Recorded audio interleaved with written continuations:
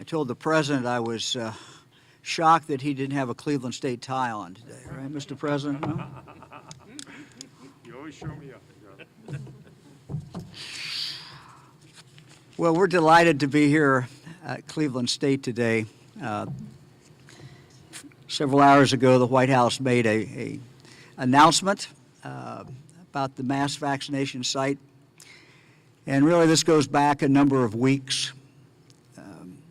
White House asked every governor to send a letter to the president really outlining what we needed. And, you know, I highlighted the most important thing that we needed was more vaccine. And we asked for a mass vaccination site. And we started talking with FEMA and with the White House a few weeks ago about where that site would be. And it was our recommendation that it be here at Cleveland State for a number of reasons I'll talk about in a moment. But this is very exciting. We are really at a point in this battle against the virus where we now have a very effective weapon. We have three weapons, three different vaccines. And they're very powerful, they're very effective, and it's the tools that we need to really drive this virus to the ground and to get back to normal in Ohio and across this country. Going into today, we'd already have 1.8 million Ohioans who have been vaccinated. And so let me talk a little bit about this mass vaccination site. My family background is from Ireland, among a few other places, and so we think it's appropriate that this mass vaccination site will really kick off on St. Patrick's Day, March 17th. There'll be a kind of a soft beginning on the 16th for 100 people or so, test everything out, but on the 17th we will be open for business right here. And we will be able to vaccinate up to 6,000 people per day. This will go on for 8 weeks. The first 3 weeks will be Pfizer, first dose. Then we'll turn right around, and the same people that got vaccinated the first 3 weeks will get their second doses on the 4th, 5th, and 6th week. 3-week protocol. It will be open for an additional 2 weeks after that. We've not yet determined which of the vaccines will be used for those two weeks. 7 days a week, we think approximately 12 hours per day. And our goal is to, not just here, but throughout the state, vaccinate as many people as we can, as quickly as we can. I have another announcement which I'm going to make in just a moment, but let me kind of set the stage. We now, as of today, have over 1,200 separate vaccination sites in the state. We have always planned to have max vaccination sites. And the way that we have done this is we wanted to start off with first at 700 sites, now we're up to 1,200 sites. These are pharmacies, these are health departments, these are community, federal community clinics and hospitals. We wanted to make sure they were available to everybody in the state of Ohio, and so we had all 88 counties. But it's always been a plan to increase that with some mass vaccination sites. So this is the only FEMA mass vaccination site in the state of Ohio. However, I'm going to announce now some additional mass vaccination sites. I'll first start with two pop-up, what we're going to call pop-up sites, one in Columbus, one in Cincinnati. These will open on March 19th. Each one will be open 3 to 4 days. Each one will have 12,500 vaccines. The permanent vaccination sites are as follows, and these will start up the last week in March, we have 11 sites plus 4 mobile sites. And let me go through where these sites will be. And let me again emphasize, these are permanent sites. They will stay open as long as they are needed. As long as there are people to vaccinate, these mass vaccination sites will stay open. And I will go through the list now. Lima, Maumee, of course, near Toledo, Dayton, Columbus, Akron, Youngstown, Cincinnati, Chillicothe, Wilmington, Marietta, and Zanesville. In addition to those, we will have 4 mobile clinics. The first mobile clinic will be based out of Ada and will cover Northwest Ohio and North Central Ohio. There will be one that will be based out of Athens, which will cover Southeast Ohio. One will be based out of Mansfield, and one will be based out of Belmont County / Jefferson County. So a total of 15 mass vaccination sites, in addition to the one that is here in Cleveland. Again, the only FEMA one is the one here in Cleveland. These other ones will be run totally by the state and volunteers. So very excited about that. Why Cleveland State? Some statistics. An estimated 1.1 million Ohioans aged 60 and older live in Northeast Ohio. Overall, more than 25,000 people live within 1 mile of this site. Nearly 45% of these 25,000 citizens live below the poverty level, and 66% are in medically underserved communities. If you draw a 6-mile radius around Cleveland State, there are 100 neighborhoods with higher than average vulnerability. So when we discussed this with the White House, this seemed to be the logical place. Place that could be reached by car, parking spaces, but certainly a place that could be reached by mass transit. I talked with Mayor Frank Jackson about this location when we were trying to make the decision for the exact place to locate it. I've also talked with Armin Budish, who you're going to hear from in just a moment.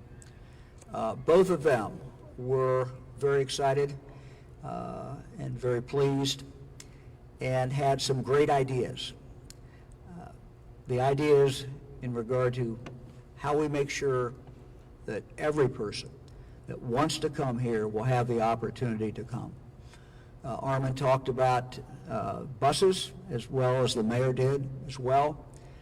We've talked about reaching out to churches.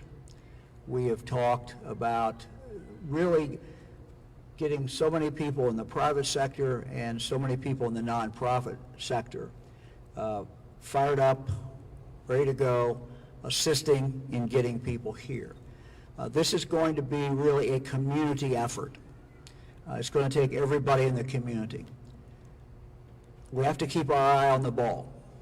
We get out of this virus, we get out of this pandemic through vaccination. And the vaccination process that's going to start here on St. Patrick's Day at Cleveland State is going to be an integral part of doing that. It's also going to be an integral part of making sure that we are reaching vulnerable populations, that we are reaching populations that might not have transportation, that might not have the ability to get here. And it's going to be incumbent upon all of us to do everything in our power to make sure that our goal of reaching every Ohioan who wants the vaccination, enabling them to get it close to home, and enabling them to have the means to get it, that's the goal that we're after. And we believe that this will help a great deal. Let me now introduce Armin Budish, and Armin is going to be a great partner. The county is a great partner. County Health Department, Terry Allen have done a absolutely phenomenal job. We work with them. I talk with Terry every single week, and they're just doing a phenomenal job. So the county is doing a great job. The city is doing a great job. We have a ways to go, and the announcement today, I think, is an exciting one, and it's one that is going to benefit people throughout Northeast Ohio. Armin? Thank you, sir. Good afternoon, everybody. Thank you, Governor. I also want to welcome Mrs. DeWine to Cleveland and Cuyahoga County. And I want to introduce my close partner, Pernell Jones, who's the president of the Cuyahoga County Council. So this is great news today. This is really great news. More than 300,000 additional vaccines coming our way, if I did the multiplication correctly. That's a wow. That is really tremendous. I want to thank FEMA for their crucial support getting this mass vaccination site up and running. And I want to thank President Biden for his deployment of these sites across the country.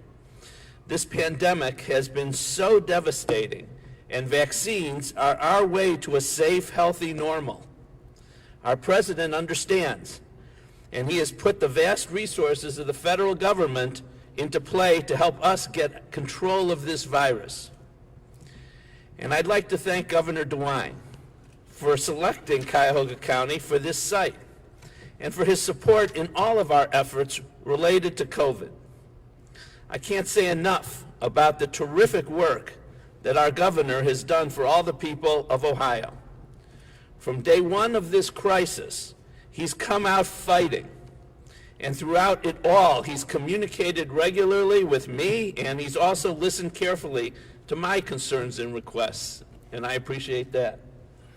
Sometimes out of a crisis, good things come, and I will say that our deepened relationship and communication is one of those. This is the way government should work, with bipartisan cooperation. So thank you, Governor, for all that you've done and continue to do. This mass vaccination announcement is great for Cuyahoga County and the region. Throughout this pandemic, I've been focused on the health and safety of our residents and making sure our actions are equitable. Minorities, especially African Americans, have suffered unduly in this pandemic, and our county programs have been very focused on righting this wrong, whether it's providing increased funding for COVID testing or our business stabilization funding, which helped hundreds of minority-owned businesses, or our rent relief, which helped thousands stay in their homes. The majority of those helped were minorities. This vaccination program, which will serve thousands and thousands of people every day, is directly focused on making sure that all people have access to vaccines, and especially those who might face barriers to access the vaccine. And the county is doing our part with that. I know that one of the reasons CSU's Wolstein Center was chosen as a location is partly due to its closeness to RTA bus lines and to our highway system. Easy access is really important for people. We can't let getting here be a barrier, but we know that many in our targeted communities might not have access to a car or extra money to afford public transportation.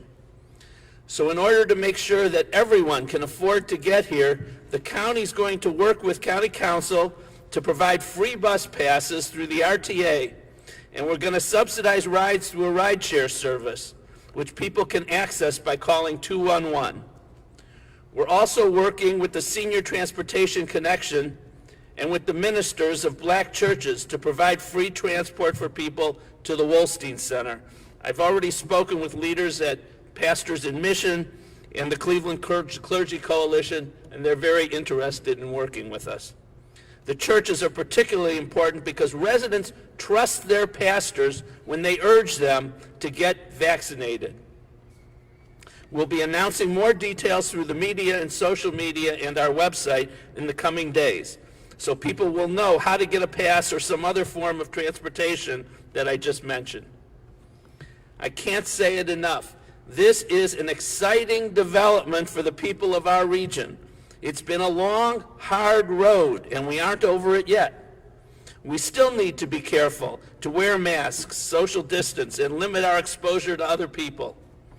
But I'm thrilled to say that with this new mass vaccination site, the light at the end of the tunnel just got a lot brighter. Thank you.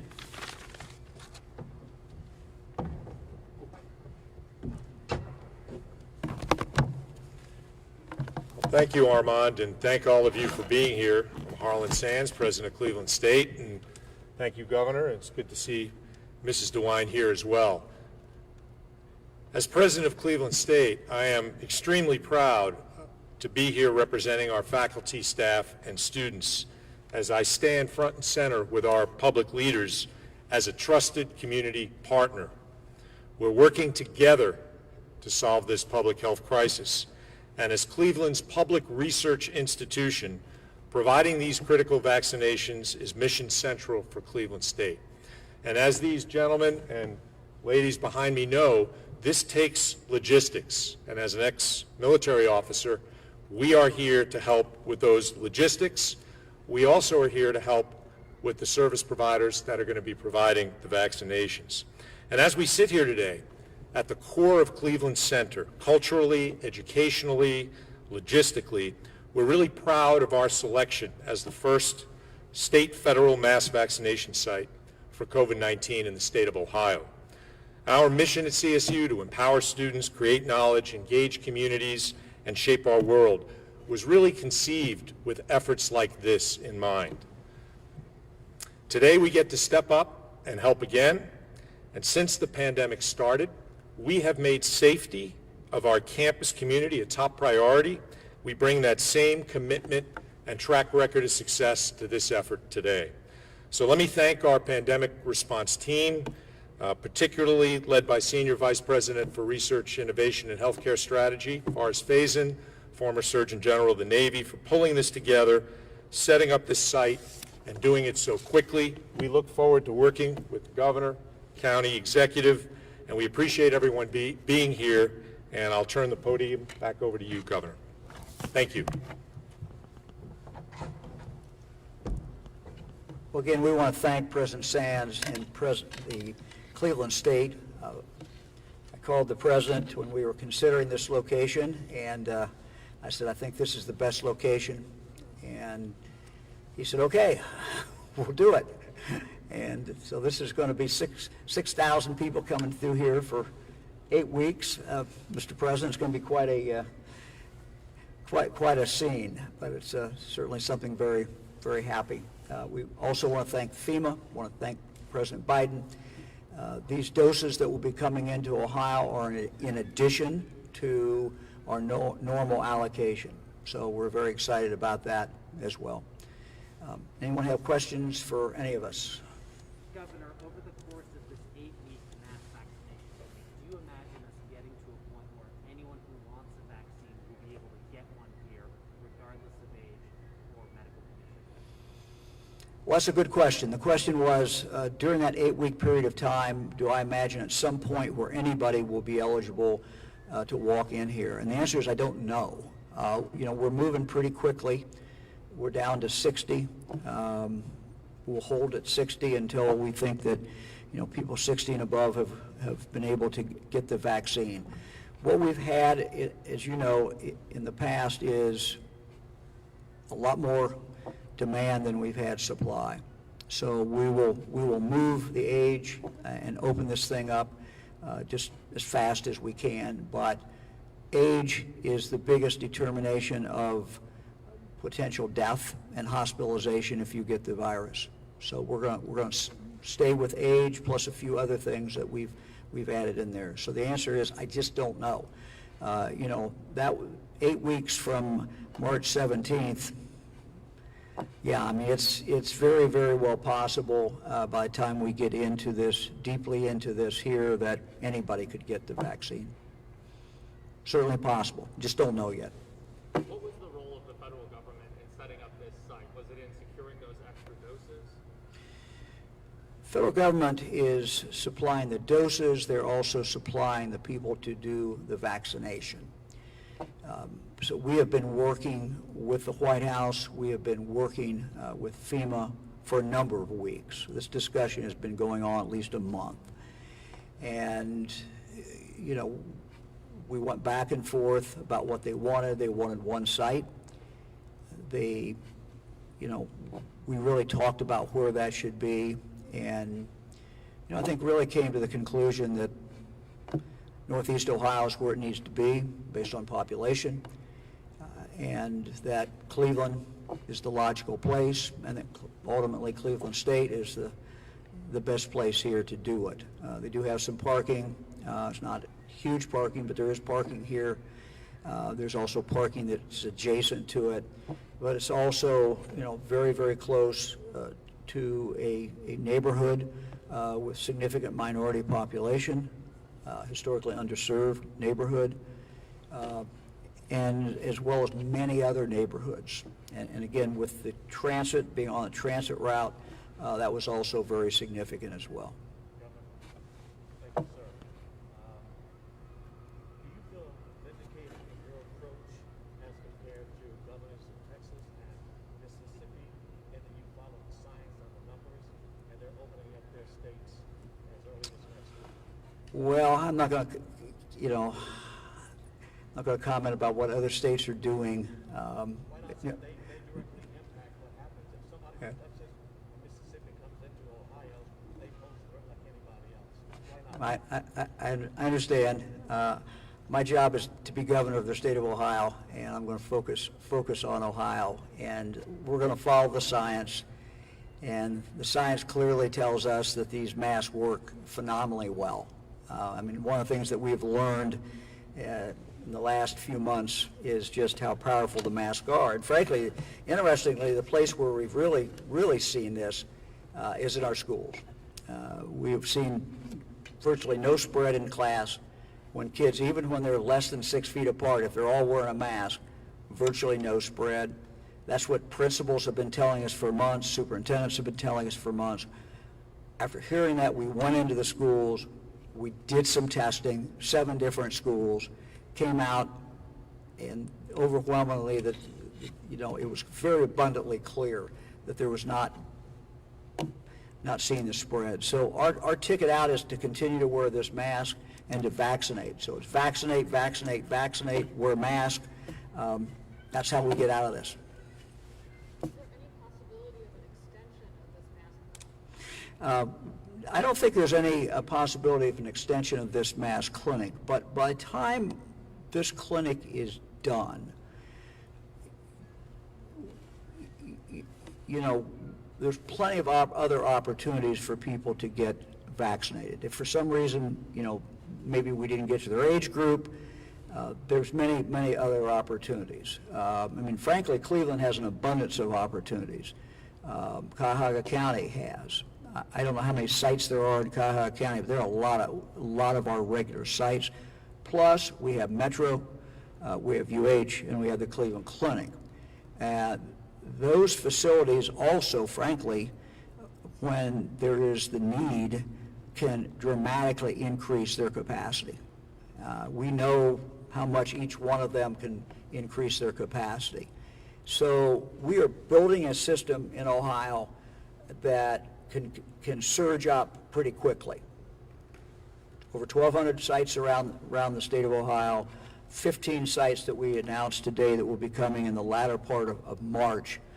2 pop-up sites in Columbus, in Cincinnati that will be 4 or 5 days, and this site that will last 8 weeks. So plenty of opportunity for people to get vaccinated, and when this one goes away, we will just surge more resources, more vaccine into other sites. So I don't look at that as a problem at all. 2-part question. First is, what do you picture for scheduling for these vaccines? Will the central system be up by then? The second part, since we're talking about schools, the Cleveland Teachers Union voted last night to keep working remotely. Do you have a comment on that? Yeah. Well, let me start with how people will be able to schedule. They'll be able to go online on the state system, and schedule online. They also will have the ability to make a phone call. They also will have the ability to physically come and make an appointment.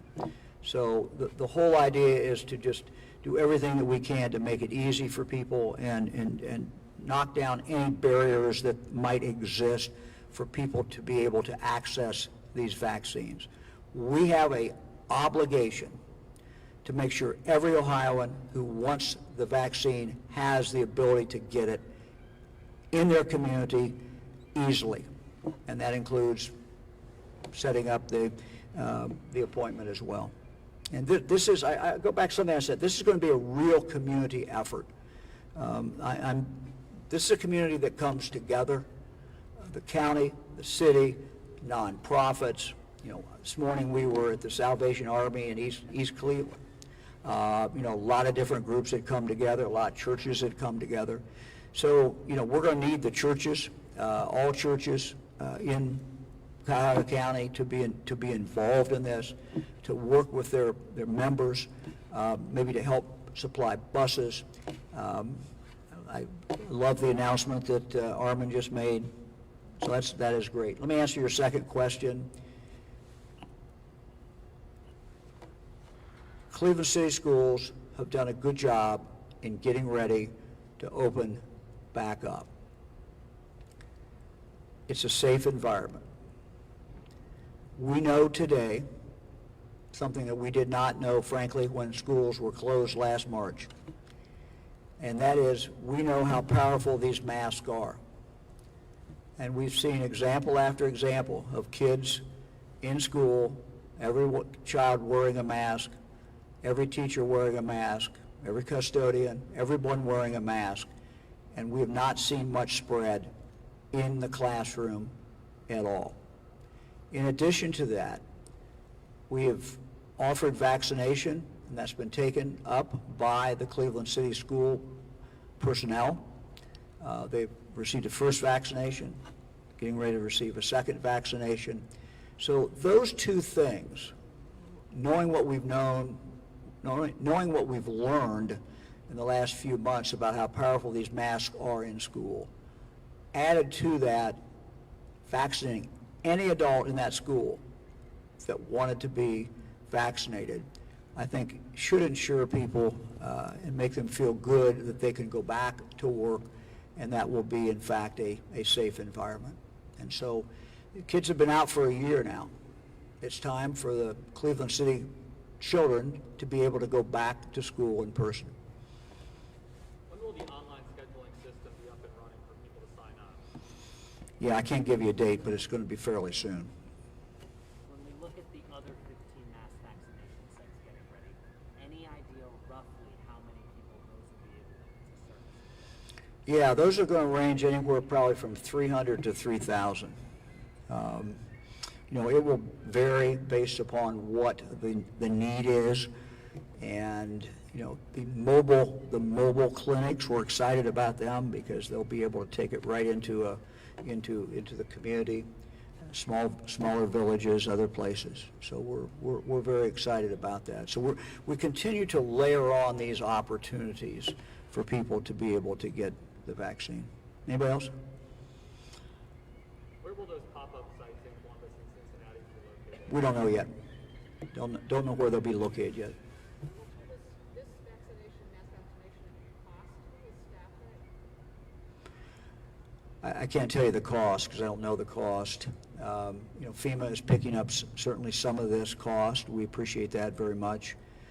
They're supplying, the federal government, Biden administration is supplying the vaccine. We appreciate that very much. My understanding, and this is still a work in progress, but FEMA's been in here for about a week now. They like the site, by the way, so that's great.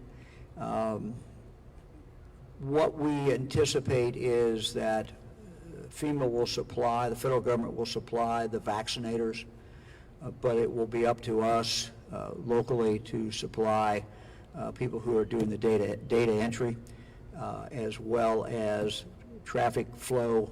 And I mean, by traffic flow, I don't just mean outside, I mean in here, So this will be a significant local presence, significant state presence as well. The National Guard very well could be involved in this. The Guard has been great throughout this pandemic, and they'll continue to be very involved in a lot of the sites that we have as far as mass vaccination sites that the state itself is running. Where is the personnel going to come from to staff inoculation? Yeah, I'm not sure. I don't have that. Okay, thank you all very much.